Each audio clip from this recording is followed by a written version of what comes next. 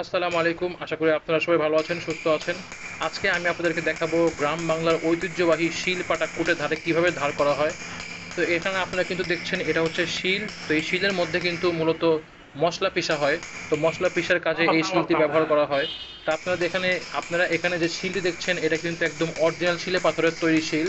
তো এই শিলের মধ্যে কিন্তু মশলা কোটা হয়। তো এই মশলা কোটার কাজটাকে আরও সুন্দরভাবে মসৃণভাবে করতে হলে কিন্তু কয়েক মাস পর পর এই শিল্পাটাকে কিন্তু ধার করা লাগে। এখানে আপনারা দেখছেন একটি হাতুড়ি এবং চোখ্খা একটি তেনিযুক্ত, এটাকে বলা হয়, এটার নাম মূলত তেনি। তো এই দুইটা যন্ত্রের মাধ্যমে কিন্তু এই শিল্পাটাকে ধার করা হচ্ছে। তো আমাদের এই শিল্পাটাটা কিন্তু ছোট হওয়াতে এটার দাম নিয়েছে 50 টাকা। তো এখন আপনারা দেখছেন এই গ্রাম বাংলার ঐতিহ্যবাহী শিল্পাটা কীভাবে ধার করা হয়। আপনারা কিন্তু দেখছেন কি নিখুঁতভাবে উনি ধারের কাজ করতেছেন। তো এই কাজটি কিন্তু উনি বিগত 6-7 বছর ধরে করে আসতেছেন। তো এই কাজটি কিন্তু দেখেই বোঝা যাচ্ছে কতটা নিখুঁত এবং কতটা পরিশ্রমের কাজ।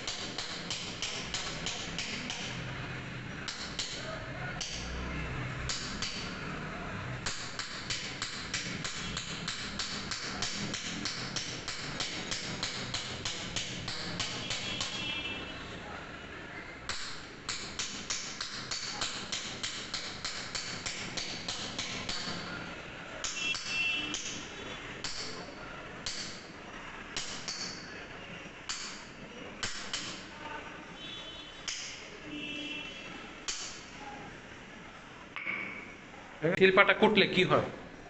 কি হয়, মরিচ মশলা কাটে নেয়, হ্যাঁ, মশলা কাটে নেয়। মানে এটা কুটলে মনে হয় ভালো হয় কাটতে নাকি? হ্যাঁ হ্যাঁ, এই যে কুটে গত্র গত্র করে নিলে, বসা দিলে মশলা ফিনিশিং হয়ে যায়। মানে একটু ভালো হয় নাকি? হ্যাঁ হ্যাঁ।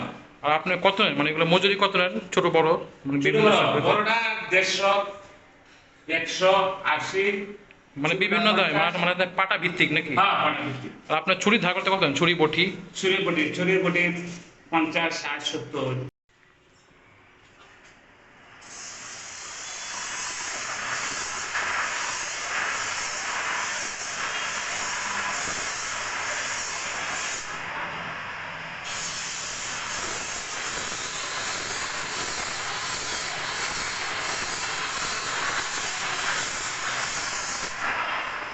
বাহ।